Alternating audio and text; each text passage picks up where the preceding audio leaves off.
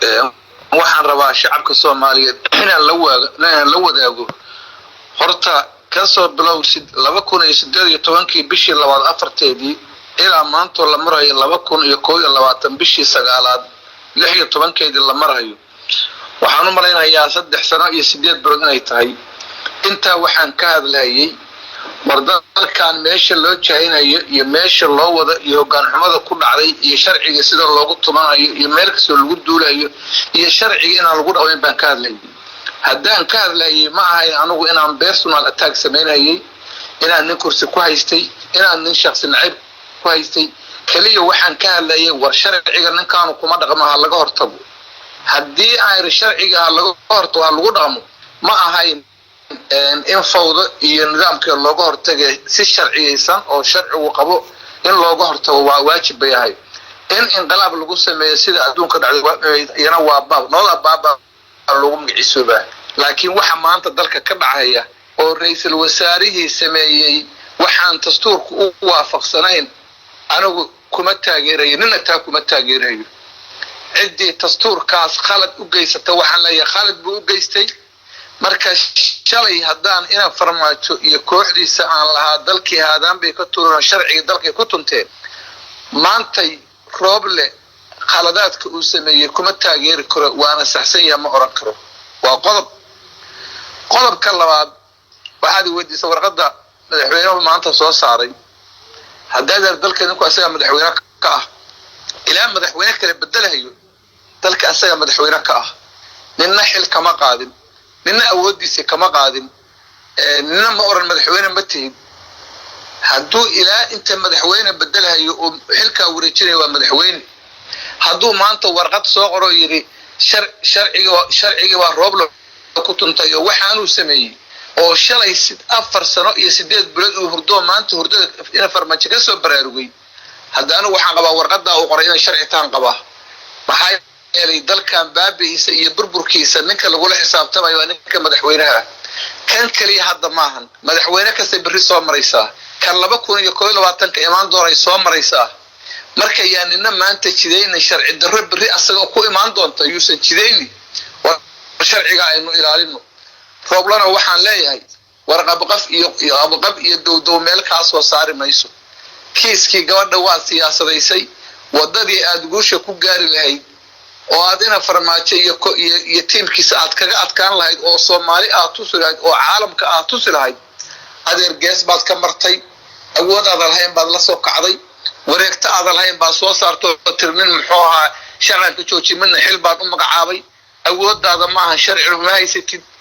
sharci waxa uu haysan lahayd xukuumadda uu faad fariisisid xukuumadda markaad fariisisid oo xukuumaddaadu go'aan isla qaadaan markaas ay go'aan qaadan lahayd oo shaqo joojin ku sameyn lahayd oo guddi u magacaabi lahayd ka bacdina sida sharcigu yahay baad u qodobka 9aad soo ku cad yahay baad u gudbin lahayd madaxweynaha hadduu diido markaas aad ka adkaan lahayd xiniyaa laga siibi lahaa oo Soomaaliya adduunka arki lahaa laakiin sharci waxaad u lahayn baad kaliga go'aan qaadato xukuumaddaadu uu salaad la tashan sidaasaad sharciga u jabisay anigu shakhsi baan kugu taageeri karo dadka ku sacbirayna ma ihi dadku waa inay sidaas u ogaadaan ninkii aniga sharciga la hadlayaa igala hadlo ninkii sharciga raba inuu ku dabaqo shakhsi nacayb iyo dan gaar ah iyo hebel baasaana kaas anigu islaamana doodi karo islaamana hadli karno marka sharciga ninkii wax ku qaybsanaya sharcigaasan sharci ina farmaajo haystay kiiba ku taaganahay waxaan cadeynayaa 4 sano iyo 8 bilood dalkan ina farmaajo haadaan inuu ka tuuraan cadeynayaa aan qarinayn oo sharciga iyo dalka uu ku tuntay laakiin ka daro dibidal oo anna waa ku tumanaya intii hartay adeerna ma yeeli karo nina kuma saboodi karo aad baad ma hasantahay waayahay mudane cabdi bare waxaa lagaga bartay erayo ka duwan erayada hadda aad ku hadlayso أول مدحوين فرماجو معارض بادكو أهيد هذا ضد بدل صو كوما أركان إن رنمو مدحوين فرماجو أتكو تارجيريسو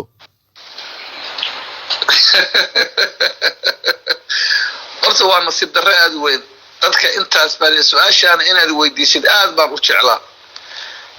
إن فرماجو هدان غيرهان كود دفاع هيو ما أنت سد أفر صدح سنة يسدد برود كوما دفاع كوما ويرين sharcigiisa dhibaatadu dalka soo marayna kuma waxa oran lahaa waa ku fiicayaan oran lahaa horta taasaan rabaa inaan idinka saxo haddaan shalay 3 sano iyo 8 bilood ina farmaajo ku garaacayay wuu khaldan yahay oo sharcigu ku tuntay oo dalkiibu haadaan ka wadaa adeer sharci darradii shalay ina farmaajo aan ku hayo Rooblana maanta waa bilaab maxay ku kala duwan yihiin labadu aniga isku kaymid labadu maanta isku meel bay iga taageen shalana waa is wateen maanta hadday kala baxeen ma sharci ku tubaneen ku kala baxeen marka waa isku kaymid anigu Rooblana qabiil kuma ciirsanayo farmaajona qabiil kuma taageerayo labadana waa isiman yihiin laakiin waa inaan tilmaamaa waajib waxa igu khalad ka dhacay waa inaan tilmaamaa qof walba soo raba inaan ugu hadlo maahan inaan Roobla ku taageero farmaajan shalay nabcaayo oo dalku ku burburiyo waa ku saxanta in ay raado anaga igu imaan maysaan anigu sharafteyda ilaalsanaya muwaadin Soomaaliyeed baan ahay ma ahan ninna inaan sharci darrada ku taageero ninna inaan ugu sacbiyo adeer igu imaan maysaan anigu waxaan rabaa oo aan taageeraya oo gacan ku siinaya dastuurka ninka ilaaliya oo aan ku xadgudbin oo soo yahay ugu dhaqmo oo ku taageeraya Rooble wadada aan sheegayo shaduu xukuumaddiisa shirin lahaa xukuumaddiisa haduu la hadli lahaa hor keeni lahaa xukuumaddiisa go'aan gaari lahayd waa ku taageeri lahaa waxaan oran lahaa wuxuu maray wada sharciyeysan oo dastuuriyan uu maray adeer waxaan ka hadlayaa waa dastuur ninkii dan kale u turjumanaya say u taala waa yahay mudane cabdi bare xaaladda siyaasadeed ee dalka iminku way isbedeshay siyaasaddu waxa ay noqotay mid markaa cid walba cid kale uu jecel yahay uu taageero dhibaatada ka dhalata arinkan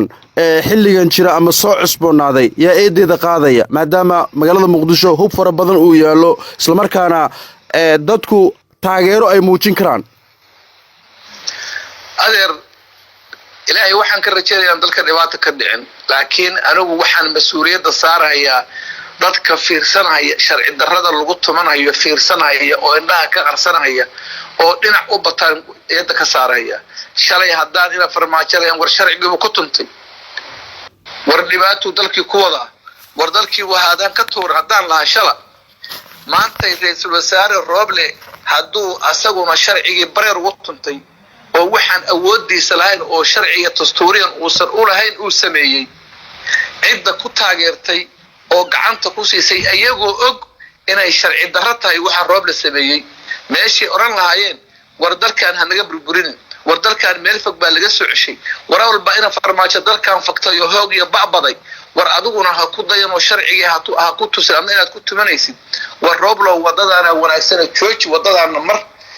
arrintan ayaan la siyaasadayn